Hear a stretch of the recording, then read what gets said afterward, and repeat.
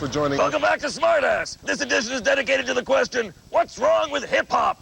I don't know. Rap went from an art form originally intended as an alternative to gang violence for impoverished kids to become a popular music form that's caused gang warfare between rich artists. And as the music became more popular, the variety narrowed faster than Nicole Richie's waist, until now it's all about the bling, the hoes, and the clothes. And the music has as much range as Eugene Levy's acting. But even as the subject matter of rap has shrunk like a steroid user's testicles, the range of people performing rap has widened, and not necessarily for the better.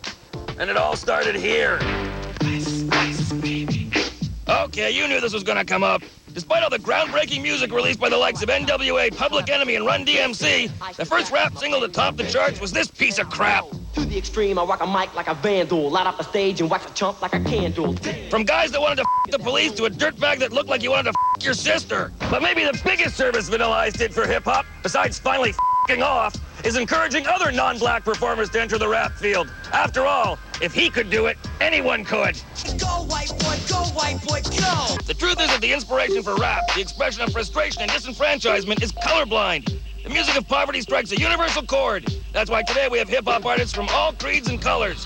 It's more than just white rappers. Today we have rappers from all backgrounds. Hispanic rappers like Fat Joe and Baby Bash. Native rappers like Oz 12, Res Official, and War Party. You've got Greek rap, Finnish rap, Asian rappers like Measure One, Jewish rappers like Bless and 50 Shekel. Yes, 50 Shekel.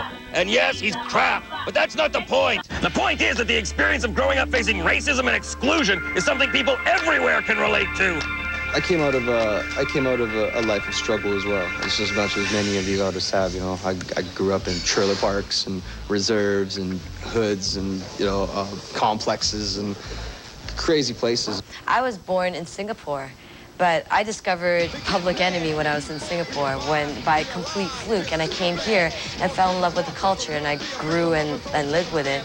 And I mean, you have artists like Kanan that grew up in Somalia and came over here and brought what he knew, but also found something in hip-hop culture. I grew up listening to things like NWA and Public Enemy, Poor Righteous Teachers, and they were talking about the same things I was feeling at that age. So at the same time as you have hip-hop coming from a place of race and culture and poverty, and both very, very interconnected, you have hip-hop becoming this international phenomenon where race now no longer matters. It's the root issues of oppression and living below the poverty line. First started off as a black Afro Puerto Rican thing in New York, but now it's become a message of struggle and oppression. I think that's the one thing about hip-hop that's always been there, is just the fact culturally it's not, it is broad, you know what I mean? And they do speak to many different, ethnic races. I think that when somebody's an individual and they're real about who they are and they're honest with their music, that everybody, no matter what race, can feel that as long as they're real with themselves. Sorry, we weren't able to get any comments from 50 Shekel. This multicolored rap explosion may explain the sudden shift that occurred a few years ago when hip-hop stopped being referred to as black music and morphed into the more neutral urban music. There's really no specific date to point to for when this happened, but it seems that one night I went to bed listening to black music and woke up listening to urban music. While I slept, a team of record company ninjas replaced the racial implications of rap with a more generic and marketable classification. But the influx and success of multi-ethnic MCs leads to the question, is rap black music? Yeah, but no. Okay, as long as we're clear on that. I don't think you can interchange hip-hop, with the word or with the title black music. Okay, so rap isn't black music. All music is black music from the very beginning. Oh, my head is starting to hurt. Yeah, hip-hop is black music. I mean, I could be, black people can do rock all they want, but, is the dude really gonna sound like Axl Rose? I think certain cultures, some stereotypes are true. It derived from black culture, and black people definitely birthed this sound. Hip-hop had birthed a lot, like I said, rock and roll, the blues. Everything from the Negro spirituals to blues to ragtime to jazz to R&B, rock and roll, all of that came out of a black aesthetic. If you're from the old school, you'd say, yeah, hip-hop was a black music. Okay, so hip-hop is black music. Yeah, but no. Aye. Because hip-hop was created by black people for black people in black situations, it's grown past that now. Definitely, it's hip hop is a culture for the world, but even though it was created by black people for black people, it's been assisted by white people the whole way. If not, I don't think it would be where it is. You know, it wouldn't be where it is. Hip hop is a black music, but now it's reaching out. Other people are taking a hold of it and running with it. And I think that now hip hop has evolved into something that's universal. You got Chinese rappers, you got rappers like myself, you know, of Jewish descent, white, you know, no different from Latino rappers. A lot of rappers are Spanish. Fat Joe, they don't ask Fat Joe, hey Joe, do you feel bad rapping because you're not black? Because I mean, we're all from this hip hop culture. We were raised by hip hop. Okay, so is hip hop black music? I guess it basically comes down to this. Yeah, but no. So the consensus is there's no consensus. Rap started out as black music, but the themes of poverty and frustration touched a universal chord among those living under similar conditions. And those similar conditions persist to this day, giving birth to new generations of rappers, keeping it real. And one of those communities is here, Toronto's Regent Park. And one of the new generation is Point Blank. Scars the match keeps itching. A group of hardcore rappers who grew up and still live in the hood, where the problems of ghetto life are an everyday reality, not just something suburbanites listen to in their SUVs. To get a better understanding of the crucible that forged the genre, I decided to take a little tour of the hood, with Point Blank as my tour guides. Hey, fellas, why don't you give me a little tour of your neighborhood a little bit? What up? Come on, let's walk around. Let me see the environs a little. This is the first projects built in North America. This here, north. Project, number one. Everything else was a duplication. Really? This was before the U.S. projects? Yeah. Holla. Turn around. Tell them. You see that? It's all love. It's all love. It's all love, but that says the rest.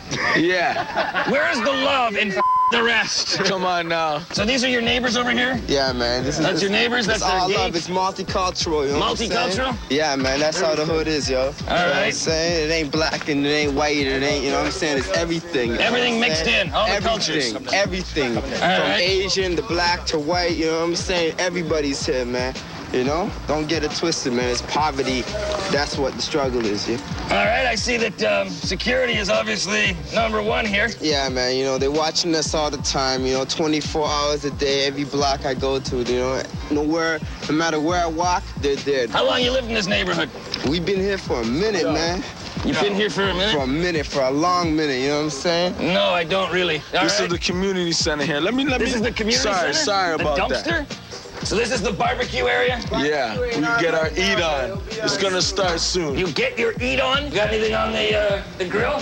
Not right now, but it's getting seasoned right now. What do you mean it's getting seasoned? Can I just ask you, do you think that's up to code? I don't want to. This person here has some trust issues. Who's that? I'm guessing here by the windows? This is where the old age people, you know, they come out here and, you know, they play bingo. Why do they have, like, fences on the windows, though? What do you mean fences on the window? The person's inside, he hollers out the numbers, and they play bingo. This is where they play bingo, man. This is bingo in the hood. I like the sod. They're helping to put down a new lawn? Nah, man. It's just there. You see that here?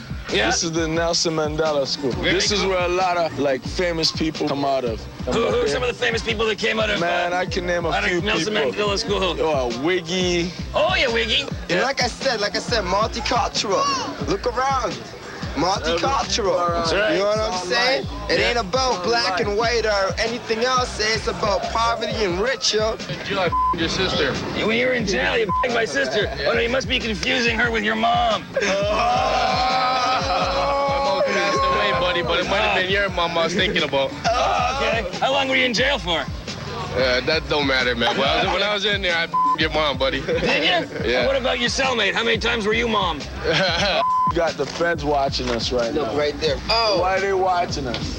Why won't they leave us alone? Them? For a free BJ, please call me. Is this local classifieds? So this is the boardwalk. It's kind of a concrete boardwalk as opposed to like boards, but it's the boardwalk. You see that Brinks truck down there? Yeah, they knew you were coming, man. The Brinks truck. You see it leaving? What are you, like, from Krypton? How the hell did you spot that Brinks truck?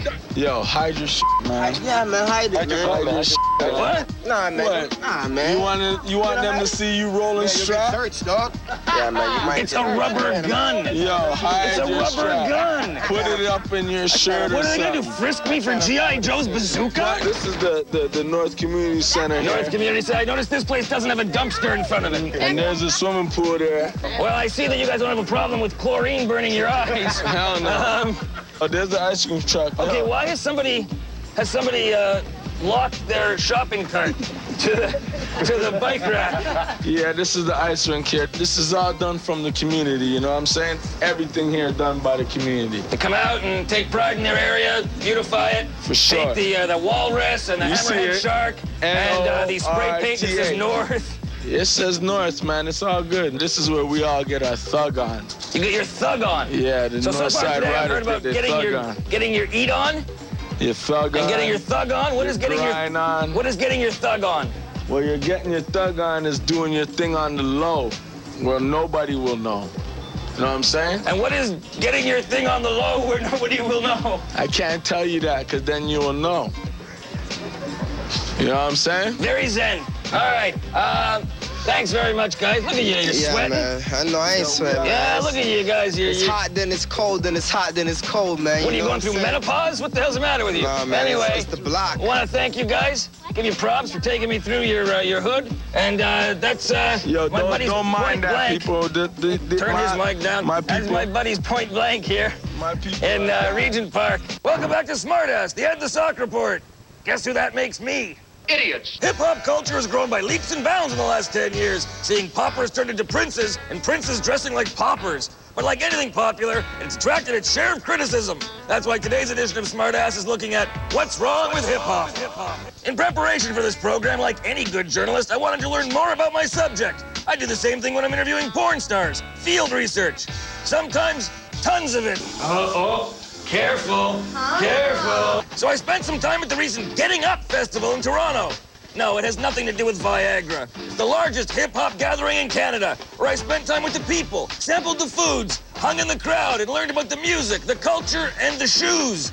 Yes, the shoes. Please, spare me the sock jokes.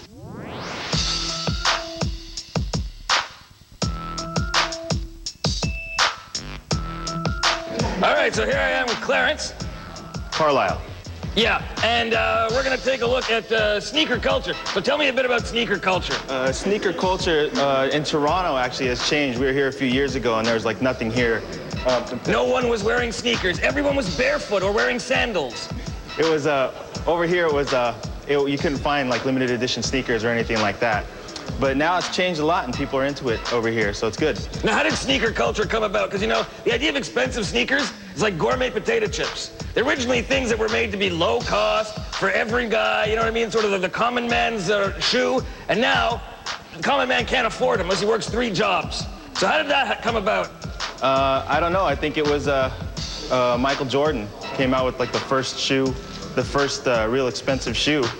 And you know, they found out that people could, would spend money on these kinds of sneakers. And or if they didn't want to spend money, they'd swarm some guy and take them. Yeah. Yeah, that was the more express route.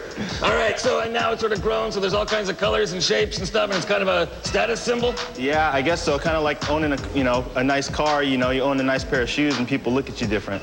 Well, yeah, but nobody can key your shoes. Yeah, no. All right, come on, let's show me some of this stuff. Come on.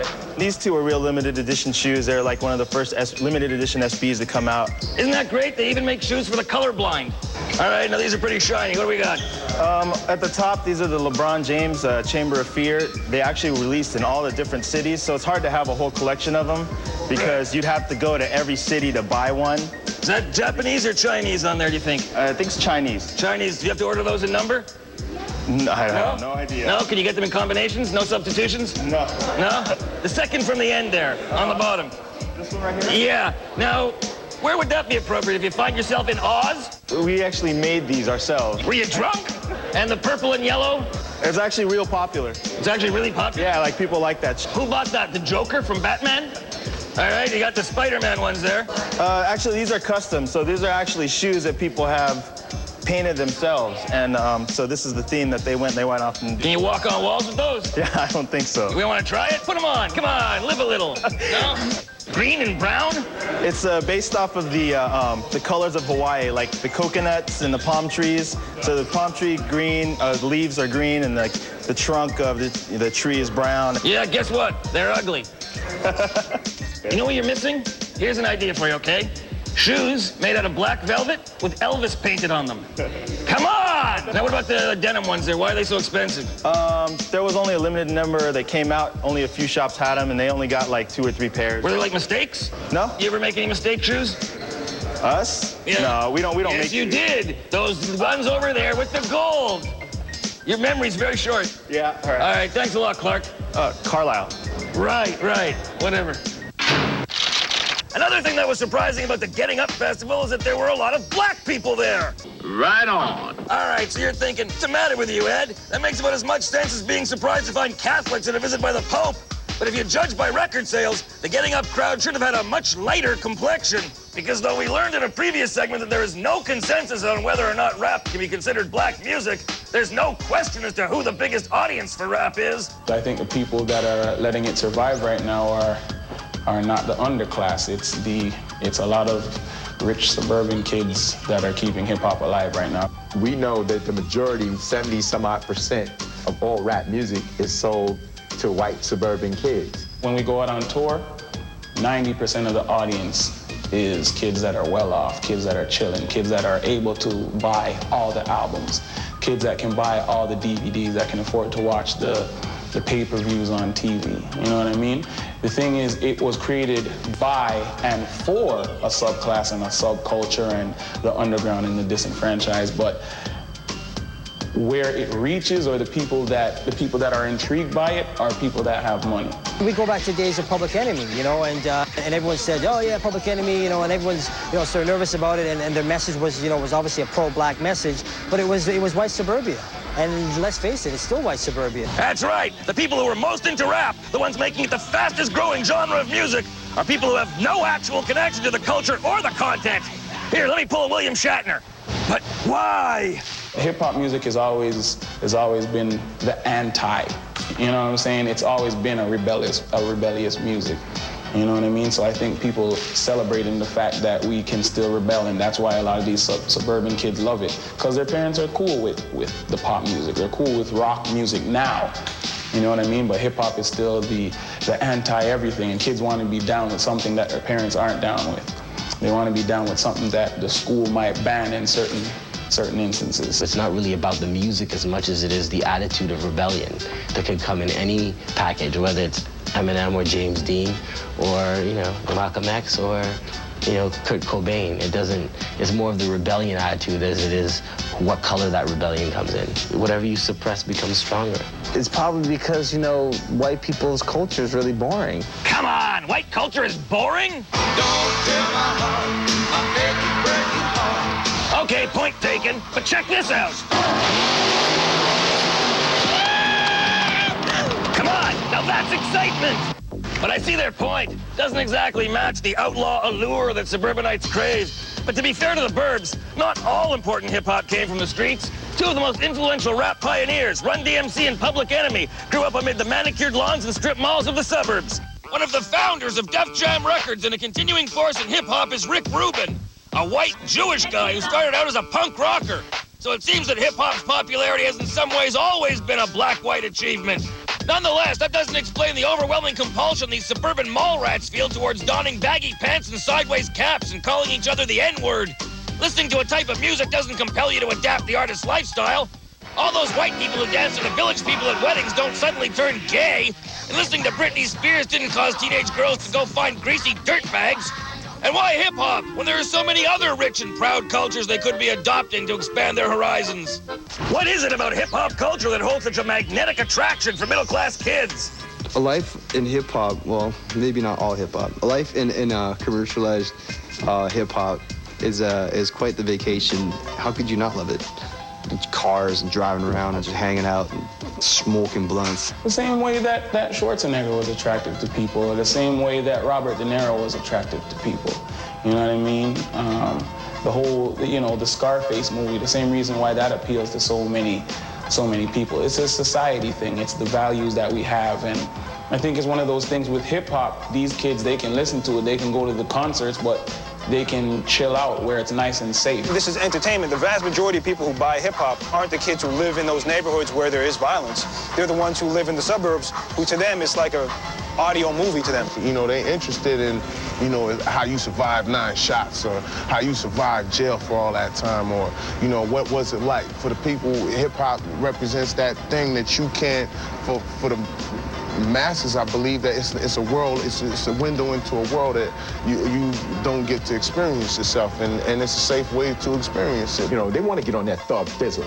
They want to be able to speak like Snoop Dogg or have that aura of cool that's associated with 50 Cent or Tupac or Missy Elliott or the Notorious B.I.G. or Mos Def or whoever. And they might come down to Queen Street and they might have on their hat backward and their pants sagging and they're tucked in the sock and everything. But when they get back out to Woodbridge or Richmond Hill, they're no longer B-Rad or, you know, Tim Thizzle, it's Timothy and Brad. So basically, for kids in the suburbs, hip-hop culture is like an Xbox game. They can plug in, immerse themselves in it for hours, but they can turn it off and put it away at dinner time. And the b-boy clothes are basically costumes in their elaborate role play, kind of like a baggy pants version of a Star Trek convention. What up, G? But the urban experience reflected in rap music, the issues of race and poverty and frustration that the music is born out of, can suburban kids with their white picket lives really relate to the culture on any level? There's a part in young men that when they hear that music, it triggers in them that part of themselves, that little warrior inside of themselves. So yeah, I am strong, I am tough, and I would defend my friends, and I would do these kinds of things, and they may fantasize about going the whole way and being like the big gangster that could shoot somebody.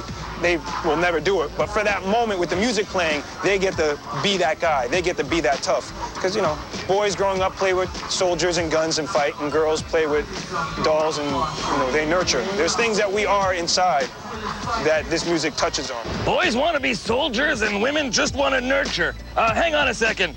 What century are we in? Which brings us to another concern, the values that are reaching into the suburbs. Okay, let's take this in 2 parts. We'll deal with the effect of rap's values in a minute. But first, let's look at those values. The bling bling. They're showing off with the big chains, the gold rims, the bottles of champagne. Its message is just one of mindless materialism and empty consumption. Know what I'm saying? There's no other way to look at it, right? Well, that depends whether you were raised in the suburbs or the hood.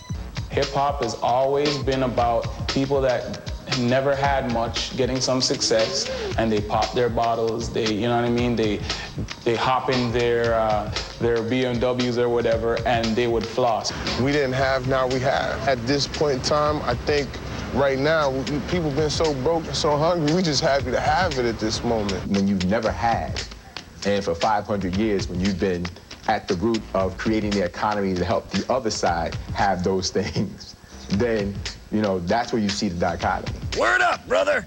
Where we come from, tomorrow sent, tomorrow not promised. You know, so we're gonna get it, do it big today, and let you know today. So at least tomorrow, if I ain't around, you knew. So yeah, the ghetto experience is directly related to the blinging. Seems like we need hip-hop videos to be closed captioned for the hood impaired. That's a problem when the haves try to belong to the culture of the have-nots. They don't live it, they just sample it through a straw.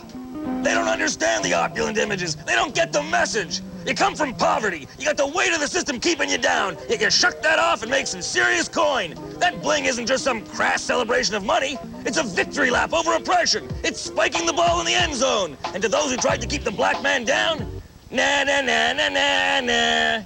Yet according to conservative Fox News commentator and all-around tool Bill O'Reilly, rap denigrates the values that Americans need to succeed, like respect for others, feeding them cheap, destructive images that will hurt them in the long run. That's the biggest irony. White America being concerned about the influence rap will have on white America, without recognizing that it was white America that influenced rap. Where do you think the rappers grew up? Mars? Game shows trade dignity for dollars. Lotteries tempt us with images of unearned wealth. Red carpet shows celebrate empty opulence. Soap operas glamorize the wealthy. Lifestyles of the rich and famous. And we're gonna come down on rap for a few lousy rims and necklaces? The biggest problem here isn't hip-hop, it's hypocrisy.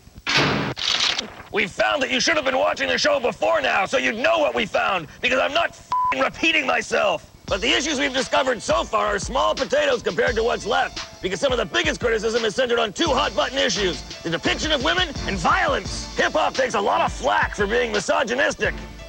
Misogynistic. Find a dictionary.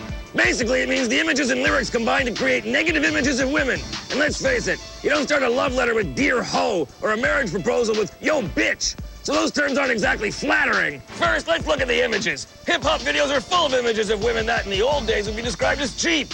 And how do you get cheap women? Volume, volume, volume. Sorry, old joke. But yes, there are a lot of women in rap videos, dancing, smiling, and shaking what the good Lord gave them.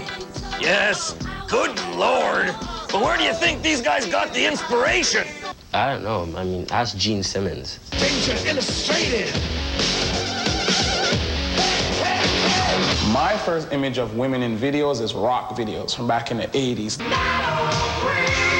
Those rock guys, you know, as a little kid when you're just getting your little pubic hairs and you're starting to get horny for the first time and you used to watch a Van Halen video or all that crazy stuff, those guys are the original players. Those guys are the ones that show hip-hop cats how to put beautiful women in videos. Play the clip. Well, East Coast girls are in. I really dig those styles they wear. Okay, so that right there is the Jiggy video granddaddy right there. There's girls in the world. I dig them girls. Yes, these videos were the very model of restraint and propriety. These are the videos rappers grew up watching that set the example they later followed. And these videos were made 20 years ago. Adjusted for inflation, videos should be showing all midget anal gangbangs by now. By comparison, this stuff is practically female empowerment. Hip-hop don't do nothing that nothing else in entertainment does. Well, yes and no. If anything, hip-hop stands apart in its embracing of a wider range of body types and the stick-thin models that permeate pop culture. Women in mainstream videos often look like the dancing brooms from Fantasia. Hip-hop offers something for those of us who like a little junk in the trunk. When you watch a hip-hop video, you do see girls look healthy, they natural. They shaking their ass, but it's real.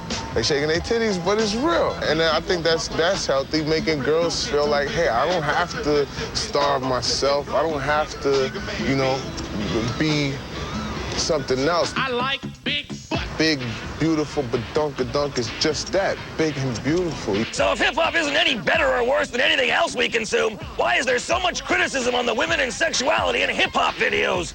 If we really gotta be real, Eurocentric society is threatened by black sexuality because of the myths and because of the truths. Which are the myths and which are the truths? I mean, that penis size thing.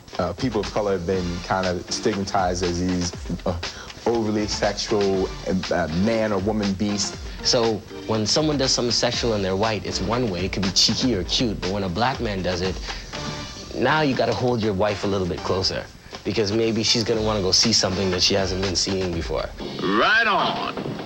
As for the terms bitch and hoe, all right, there's no real defense for that. But if you look at it like the hip-hop version of terms like babe, broad, honey, cupcake, and piece of ass, it starts to have a different context. And as for why you'll see women dancing to music with bitch and hoe in the lyrics without taking offense, it's because, as Chris Rock said in his recent CD, the attitude of these women is, they ain't talking about me. But the area where rap gets its biggest beats is the subject of violence. Critics allege that a number of rap videos are full of violent lyrics, images, and themes. No shit, Sherlock. What do you expect them to rap about? A lot of these cats, you know, where they're from, that's what they, that's how they live. A lot of artists, you know, write about, sing about, rap about their experience. Some of the guys that are making the music did come from this. They really did come from, you know, 50, as everyone knows, got shot 9 times. That's not just for being a nice guy hanging out with his grandma. Hip-hop is always, whatever is going on the street level, on an urban level, we talk about it. That's right. You like reality shows, huh? Rap videos are the original reality shows. You want a real survivor? Drop these losers into South Central. It comes from the streets. It comes from poverty. And when you find poor people, you find violence. It's just part of how it comes together. So yeah, there's a little more violence in hip-hop than there is in, say, you know, adult contemporary music. Unless you count the assault on my eardrums. Sure, pop stars do songs about their lives too, as written by other people. But they're usually whiny little ballads about the difficulty of their packaged plastic lives and featuring their packaged plastic tits. And since when has North America had problems with violent images? Without them, we'd all be watching cooking shows. And how come when Quentin Tarantino serves up violence, he's a genius, but when rap does it, they're a menace to society? But not everyone who carries the image carries a gun. A lot of it is just a front. But why would guys who got out of the hood want to act like they're still in it? It just adds to the, we call it the glamour of that lifestyle, you know? It's almost like if you get arrested and it's one thing to get arrested, but go to jail and then come back out of jail and, you know, and you've automatically built up even more of a stature. But I think you can't expect too much, especially when you have labels that still want them to maintain who they are. And why do the labels want them to stay the way they are? Because it sells. Rap is like musical autobiographies, and come on, what would make more exciting reading? A book on the life of Mother Teresa or a book on the life of Courtney Love? It's human nature. The more outrageous it is, the more we love it. People like you when you f***ed up. They love to see somebody f***ed up. You let the bum walk down the street and you know, wild out, piss on their cheese or act stupid. People gonna be like, ah, you see that? This shit is entertainment. It's a joke. But just because we like to look at lives lived large doesn't mean we want to live them. But this is their life. And some kid who's in the suburbs or some kid who's dealing all right, whether it's middle class or whatever, wouldn't want to live the kind of life that these guys have lived, you know? So that's where, you know, that's where it's always become the problem with hip-hop, you know what I mean? It's just the fact that they've glorified a certain lifestyle. It's whether these kids, you know, can understand that, yeah, you don't necessarily have to, you know, deal with a squabble or a fight by pulling out a gun, you know? I mean, you know, what happened to a good old fist fight? And there's another frequently heard complaint. Imitative behavior. Kids acting like the men or women they see in TV and movies, which assumes that all kids are morons that can't tell the difference between life and make-believe. I remember hearing that the Bugs Bunny cartoons I grew up with were gonna lead to violent behavior in my generation. But to this date, nobody has capped someone by dropping a safe. When Pretty Woman came out, groups were up in arms, afraid that it would influence women to become prostitutes so they could meet a guy like Richard Gere, which didn't happen, except among some gerbils. But let's ask the artists themselves if they think rap poses any great risk to idiot kids. It can be dangerous to somebody that has no grasp or no floor to stand on, that has no other influences. All of us together have created this lifestyle, like the image makers, but you guys gotta know it ain't real. I don't find it a problem when these, you know, when kids who are well off and chilling, when they love it and whatever. Most of the time, those guys aren't gonna do anything crazy because they don't have to. It's more along the lines of being lazy and having a stereotype and an image that you see on TV turn into your reality. And then you put a child in the room and listen to hip-hop 24/7 with no parental guidance, no schooling, no contact with the outside world. It might be dangerous. You might come out thinking this is what's beyond these doors. It's important for the communities to really take care of the children and watch what their children are listening to and listen to what their children are listening to and talk to them about it. Let them listen to it, but talk to them about it and let them know the line between reality and just stupidity. Sure, but who's going to explain it to the parents? If there's a line between reality and stupidity, well, I've met a lot of adults, and I can tell you which side of the line they're on. Stupid! Stupid! Bottom line is, the danger to kids from hip-hop comes not from the images and the lyrics, but from a much bigger evil. Bad parenting. Let's smoke a marijuana cigarette. The violence and hostility of gangster rap just reflects the violence and hostility of the communities that spawned gangster rappers. But while suburban parents are crapping themselves over what effect this window into ghetto reality might have on their safe white picket neighborhoods, nobody seems to be asking the more serious questions. If rap has made us aware of the problems of the inner cities, why the f*** isn't anyone fixing them? Everyone focuses on, oh, they got arrested, oh, they talk about violence, but no one ever says, well, why do these things happen? No one's ever asking why. Poverty and violence is a virus. It's stuff that keeps coming back. Just like herpes. It's uncomfortable, unsightly, and recurring. Poverty and violence are a virus, but who cares when the main consumers of hip-hop live safely in suburban quarantine? That was a rhetorical question. Don't rack your brains for an answer. The real answers are coming up after this break. We've spent this program asking what's wrong with hip-hop. And when we come back, I'll tell you, and you won't like the answer. Time to answer the question we posed at the top of the show. What's wrong with hip-hop? Let's recap. Thesis. Hip-hop has gone commercial and it's repetitive. Guns, blings, hoes, and clothes. That's all it's about. Our findings? True. Hip-hop has become mainstream. And like any other mainstream music, business interests have taken hold and separated the commercial wheat from the chaff. But that's been the case with every musical trend since the invention of the gramophone. Remember pop? You had two choices, boy band or pop princess. There were a lot of examples of both, but ultimately it was like soda pop. You could choose between the name brands or the knockoffs, but the product was just the same over-sweetened crap. But that wasn't a problem with pop, and it isn't the problem of hip-hop. It's the problem of the real decision makers, the idiots buying the albums. Thesis: rap videos are senseless displays of over-the-top wealth that promote empty materialistic values to an impressionable audience. Our findings? Crap! When it comes to senseless promotion of empty materialism, we're the Mac Daddy. Rap doesn't influence us with senseless displays of materialism. Mainstream culture influenced rap. And the bling bling isn't crass nouveau riche thugs rubbing our face in their wealth. It's an oppressed people celebrating victory over systemic poverty. Thesis: rap videos are a leading offender in objectifying women. Our findings? Crap! Even if we could agree where the line is between celebration and objectification, which we can't, our entire culture can be accused of objectifying women. Sex sells, and business is booming. Rappers learn the language of music videos from rock and pop, which we've somehow become desensitized to. But unlike rock and pop, hip-hop videos will feature women who don't look like they can park a bicycle in their ribs. Thesis: rap videos glorify violence and promote a thug culture. Our findings? Crap! Sure, they promote violence to the same audience that sees a Superman movie and tries to fly off buildings. Idiots! And once again, it's white America complaining about the violence in rap, but it's white America that's eating it up. Gangsters are only giving the audience what they want to hear. And so, to answer the question, what's wrong with hip-hop? You! Hip-hop's narrow range is dictated by record buyers. You! The opulence of the bling and the rims just reflects the overall values of our consumer culture. You! Hip-hop's treatment of women just falls into step with the exploitation of women by our media, fashion, and advertising industries, financially supported by you! And the violence in the music is a reflection of rappers' life in the ghettos. Ghettos created by indifferent city planners and continued due to the indifference of a wealthy population. You! Hip-hop holds up a mirror to our society, and we don't like what we see. A shallow, irresponsible culture obsessed with wealth and indifferent to the poor. But it's easier to blame rappers as being the cause of our problems rather than the product of them.